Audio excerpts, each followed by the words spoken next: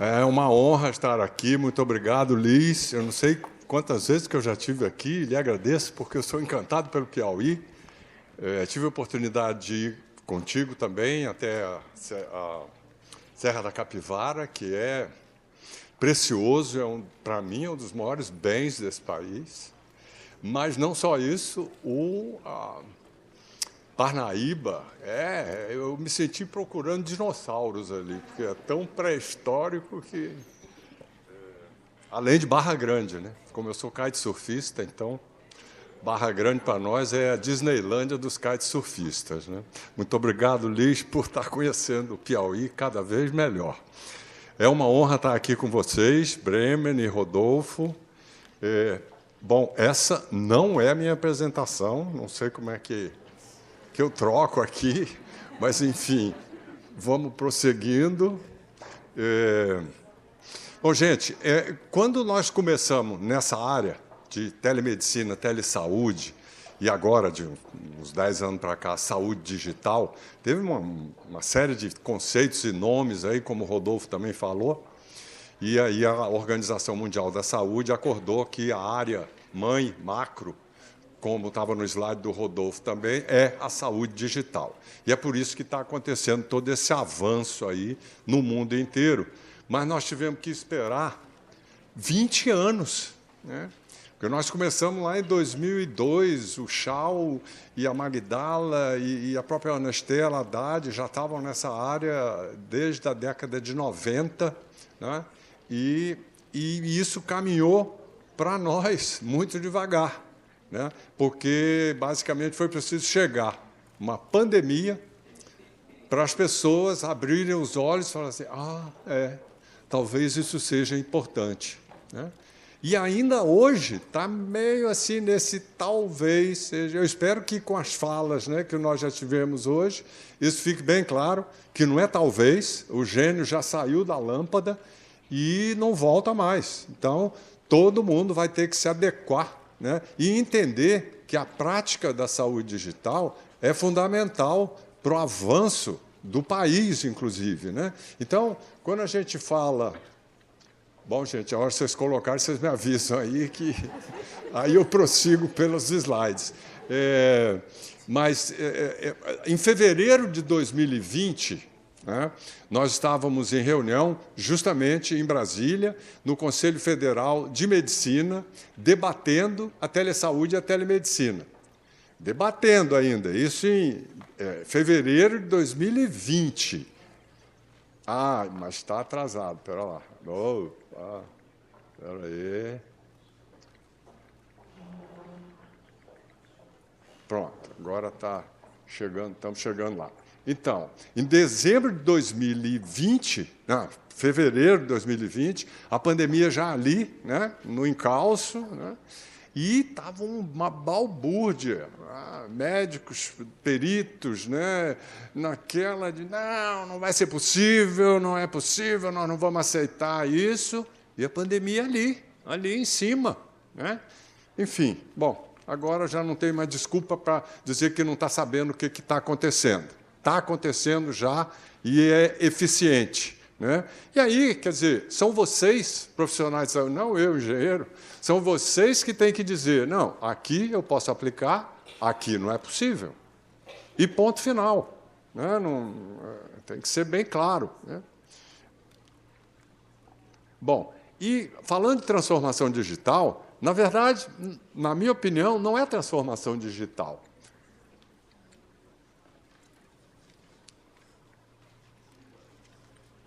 É transformação humano-digital.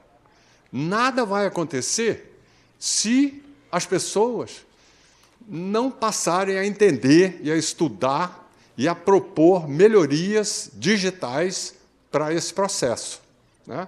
Então, eu, de alguns dias, tenho que confessar, para cá, eu já não falo mais de transformação digital. Para mim, é transformação humano-digital, né?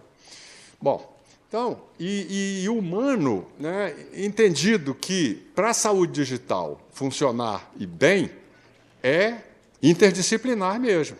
Nós vamos ter que ter profissionais de saúde em peso, avaliando, vendo o que é melhor fazer, mas nós temos que ter os engenheiros, temos que ter os gestores, temos que ter a comunicação.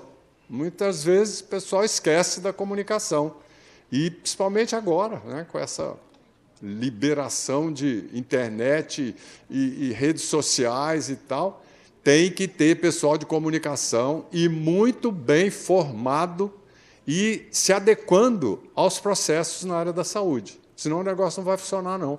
Ou vai funcionar meio assim, né? Meio se arrastando e tal. Bom, o ministro Padilha, que já foi nosso ministro com a Dilma, né, ele lá atrás ele já entendia esses processos, né?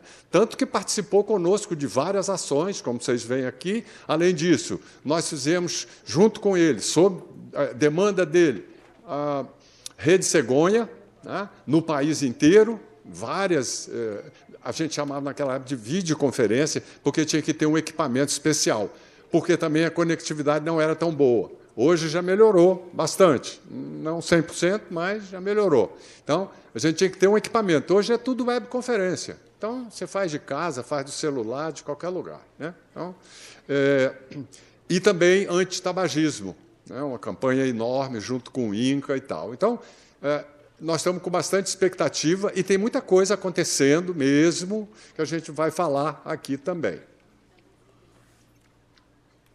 Eu não vou entrar nesse slide em todos esses detalhes, mas é só para mostrar para vocês que nós já estamos, de fato, há 20 anos aí nessa atuação, e foi uma sacação, né, uma visão muito importante do Ministério da Ciência e Tecnologia em propor um programa, né, que resultou, então, na rede universitária de telemedicina. Isso foi lá em 2004. Eu já estava coordenando um projeto com a União Europeia e aí me convidaram, né, e me perguntaram logo, né, vem cá, como assim que o engenheiro vai estar coordenando uma rede de médicos, de profissionais da saúde?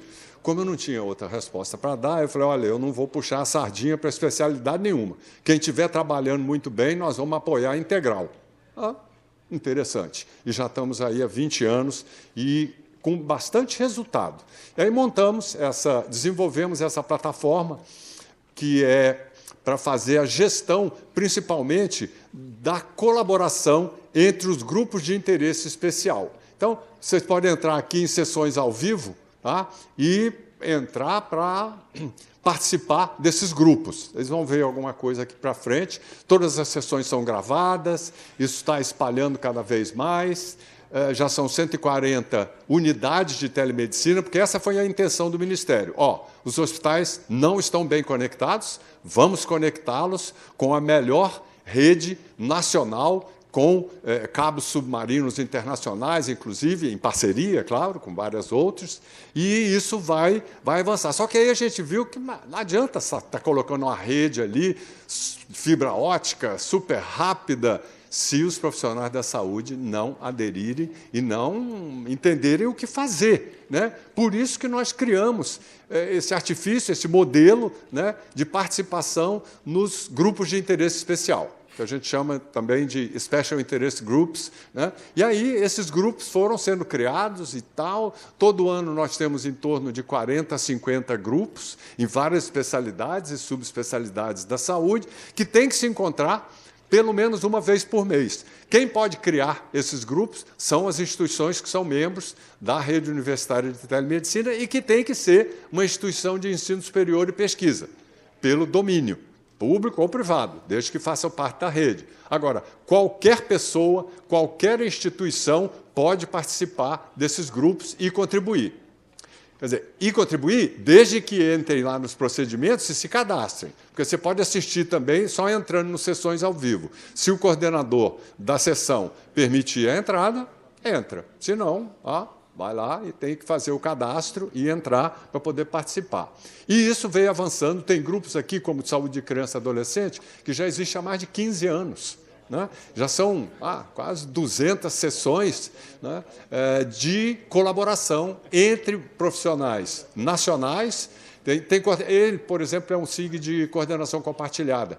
Tem a coordenação da Bahia, da UERJ, da Federal da Bahia, da UERJ e da Federal do Ceará. né? E chamam também participantes do mundo inteiro para participar. E isso foi caminhando, tanto que a gente tem agenda todo santo dia.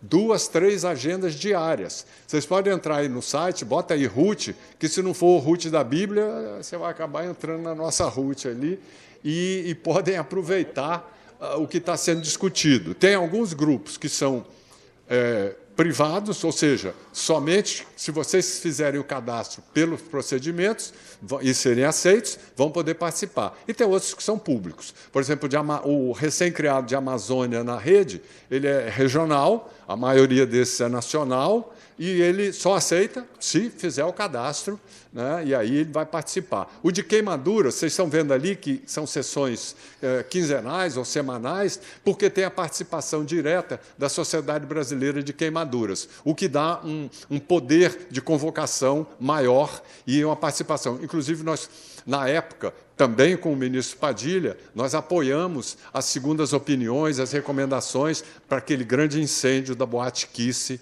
lá no Rio Grande do Sul. Bom, e aí você vê, aí tem a especificação da sessão, o que vai acontecer nessa sessão, quem vai ser o palestrante, de qual instituição, e pronto. E aí você entra e participa e contribui. Como nós estamos aí na área há muitos anos, nós fizemos recentemente, há alguns anos já, esse projeto piloto no INCA, no Instituto Nacional do Câncer, sobre LGPD. LGPD é algo que, Lei Geral de Proteção de Dados, principalmente na área da saúde, é fundamental. E toda instituição, além de toda a preocupação com a segurança cibernética, tem que ter essa preocupação com a proteção dos dados, né? Então, é importante fazer esses processos de capacitação de todo mundo, para que entendam. E no INCA foi muito importante, porque o diretor-geral ele entendeu essa prática e envolveu 30 setores. Então, todo mundo participou, todo mundo discutiu, e isso avançou bastante.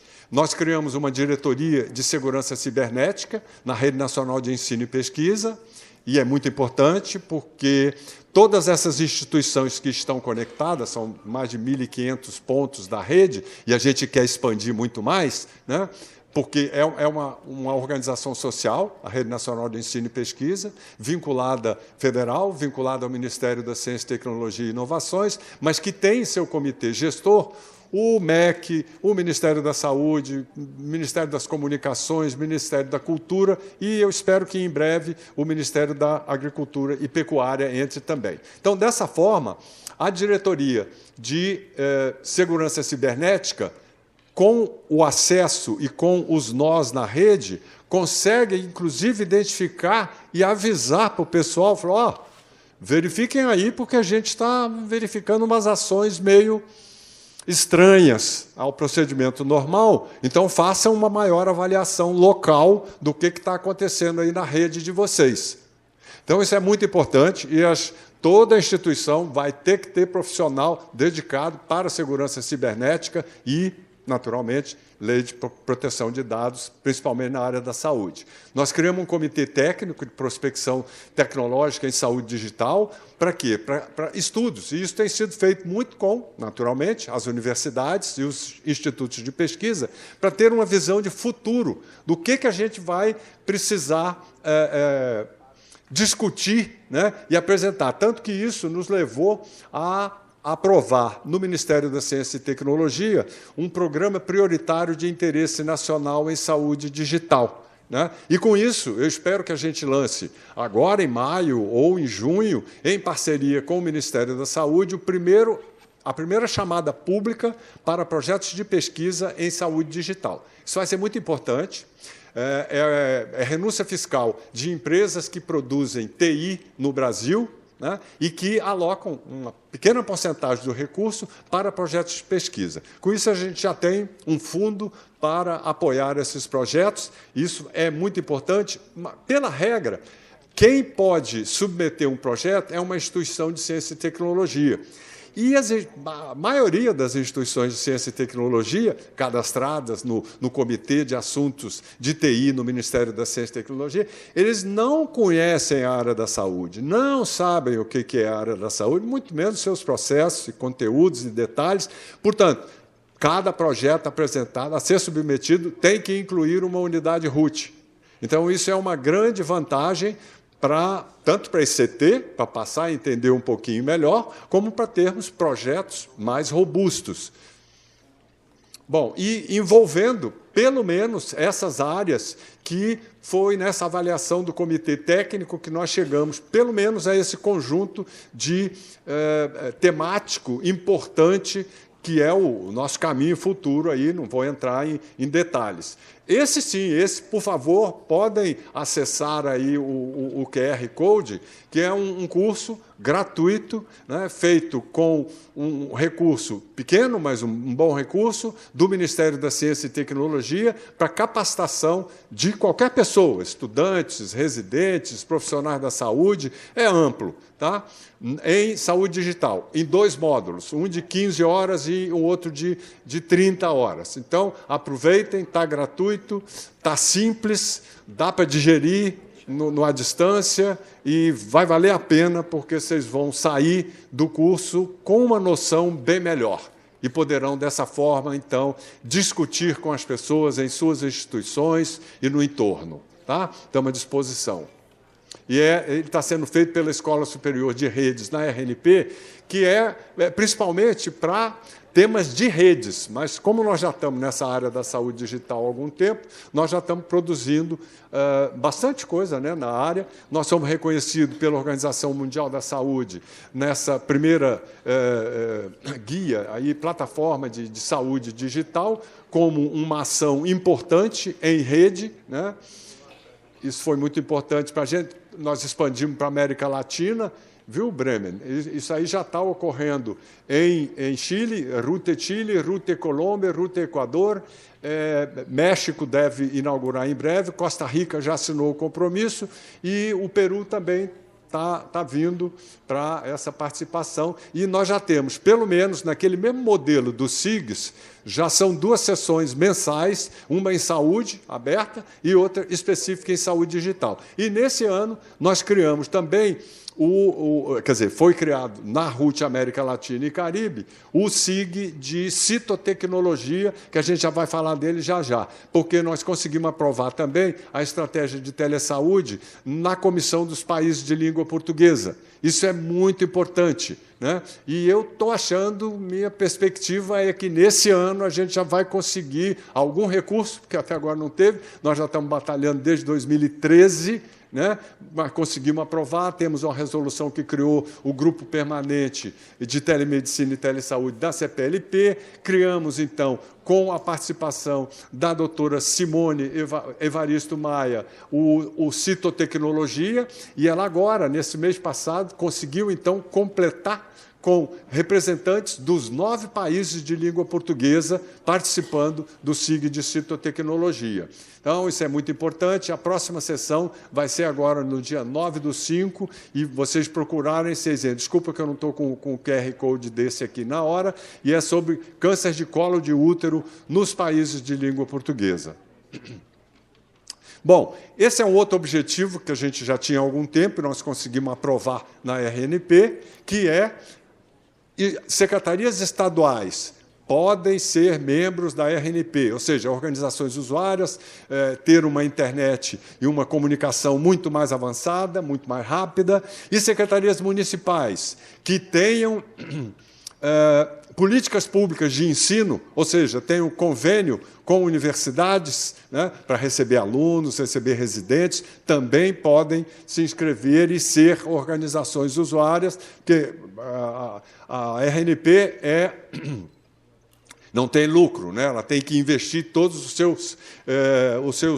as suas despesas, né, e o que tiver sobrando em aplicações, em projetos de pesquisa. Então, não tem foco de lucro. E estabelecimentos de saúde cadastrados no CNES com ensino, né, também podem ser. Nós ainda estamos numa luta, porque o UBS ainda é visto como, nossa, Messina, mas aí você vai trazer muita instituição para a RNP, calma. Falei, tá bom, então, ok, mas daqui a pouco eu espero que a gente consiga, porque se tiver ensino, é muito importante que já esteja participando de todas essas ações. O Piauí, né, entrou Então, a Secretaria de Estado da Saúde, com seu programa de saúde digital Piauí, já participa, já é organização usuária da RNP e trouxe também 7 hospitais e, em breve, deve trazer mais outros. Então, isso é muito importante. Pernambuco também trouxe, já, tanto a Secretaria trouxe também 4 hospitais e Pernambuco, a Secretaria de Estado de Saúde de Pernambuco coordena um SIG muito importante, que é o de Economia da Saúde. Tá? E já está trazendo agora mais 10 hospitais para fazerem parte. Então, aos poucos, isso vai sendo compreendido. Finalmente, nós temos, na América Latina, pelo menos o primeiro, que eu saiba, né, a primeira secretaria de um Ministério da Saúde com foco em saúde digital, cuja secretária é a professora doutora Ana Estela Haddad, que não é por ser Haddad que está aí, ela é professora doutora da odontopediatria na USP e foi quem criou o Programa Nacional Telesaúde Brasil Redes. E a gente está avançando bastante, né? Vocês veem quantas ações foram feitas. O SUS Digital já é uma realidade. Todos os 5.570 municípios fizeram seu planejamento de acordo com a Secretaria Estadual de Saúde e apresentaram esses planejamentos para receberem novos recursos e implantar, de fato, o SUS digital. Né? Foi criado também o laboratório. Bom, tem várias ofertas, já tem pelo menos 3, são 28 núcleos de referência vinculados ao programa de telesaúde do Ministério da Saúde. Todos estão passando por novas etapas agora, em parceria com o Ministério da Saúde. Nós criamos, desculpa que eu não trouxe o slide aqui agora, me esqueci, só quando o Rodolfo falou mais intensamente sobre serviços é que eu me lembrei, mas se vocês quiserem buscar, é o modelo de maturidade de serviços de telesaúde. Modelo de maturidade de serviços de telesaúde. Para os centros de referência, para quem fornece uma segunda opinião. Né? Então, agora a gente quer expandir para ter esses modelos de serviço do ponto de vista das UBS, de quem recebe esses serviços. Né? Então, de oferta nacional, nós temos 3 no país. Aqui é o Telecardio, que é com o FMG. E por quê também? Porque a Secretaria de Estado da Saúde de Minas Gerais já tinha esse projeto desde 2005, e eu participei também, já do início. Então, no início, lá, com recursos da FAPEMIG e da FINEP. E, com isso, já chegaram nos 850 e tantos municípios de Minas Gerais. Né? Então, todo município pode participar, desde que solicite essa participação. E tem também em dermatologia e em oftalmologia. Em dermato é pela Universidade Federal de Santa Catarina e em oftalmologia é pela Universidade Federal de Goiás. Nesse espaço, como é que vai ser esse laboratório nacional do InovaSUS Digital? E a nossa intenção é incluir todas as unidades RUT, todos os laboratórios dos hospitais universitários e de ensino e das faculdades de saúde e os grupos de interesse especial, porque são vocês que vão determinar o que pode ser uma inovação que será benéfica para uma UBS, para um hospital regional, para um hospital universitário de ensino. Então, esse caminho vai ser muito interessante. E também, agora, com o Padilha, há esse programa importantíssimo de integração da atenção primária à saúde com a atenção especializada. E para quê? Para que, pelo menos, né, nessas 5 especialidades, deixa eu ler ali, a cardiologia, oncologia, oftalmo, ortopedia e otorrino, né, a gente faça essa integração adequada, avaliação desses processos para melhorar essa integração da atenção primária com a atenção especializada, que é o programa Mais Acesso a Especialistas. Bom, a RNP está no país inteiro, né, com esse, a gente chama de infraestrutura nacional de comunicação, e para fora também. Nós ligamos, tem o primeiro cabo submarino ligando Luanda, em Angola, com Fortaleza, que é o primeiro entre a África e as Américas. Cabo submarino. Cabo submarino, gente, já existia desde a época de telegrama, de telex e tal. Ainda em 1890, por aí assim, isso já era feito. Né? E agora é com fibra ótica, com uma transmissão muito maior e uma velocidade que... E aí, como o Rodolfo também citou a questão de genética, dessa importância, agora o pessoal que está desenvolvendo genomas e tal, portanto, com uma quantidade de dados muito grande e que vai cada vez aumentar mais, precisa de uma banda de comunicação mais rápida. Então, ao invés de terem na instituição 10 GB chegando, eles querem 100 GB, querem 200 GB. E está certo, né? E assim é que a gente vai caminhar cada vez melhor e mais rápido. Há uma expansão das infovias estaduais e os governos têm que participar com recursos para poder expandir essas redes a nível nacional. E as redes comunitárias de educação e pesquisa, que são anéis de fibra ótica, como a gente tem aqui a rede Poti, né, aqui em Teresina, que fibra ótica, né, passando pela cidade e conectando todas as instituições de ensino superior e pesquisa, né, a uma rede de alta velocidade. Bom, então, não é só transformação digital, é transformação humano-digital, e nós, com isso, já contribuímos, pelo menos diretamente, com esses 5 objetivos do desenvolvimento econômico social. Eu gostaria agora, finalizando, de... Opa! Ué! Cadê o meu último slide? Meu Deus do céu. Está aqui. Tá bom. Então, eu estou muito feliz, porque a professora Liz e o professor Rodolfo, junto com a Secretaria de Estado da Saúde do Piauí, criaram e fizeram a solicitação de criação de um grupo de interesse especial, um SIG, na assistência pré-natal, e foi aceito pelo Comitê Assessor da RUT, não é por mim, são profissionais da área da saúde, né? E nós já estamos iniciando agora, 16/5, com a primeira sessão. Então, cliquem aí no QR Code, que isso vai partir cada vez mais, e agora com participação. Muito obrigado, Liz, por essa sua visão já de muito tempo, e Rodolfo. Muito obrigado. E é isso, pessoal. Muito obrigado a todos vocês.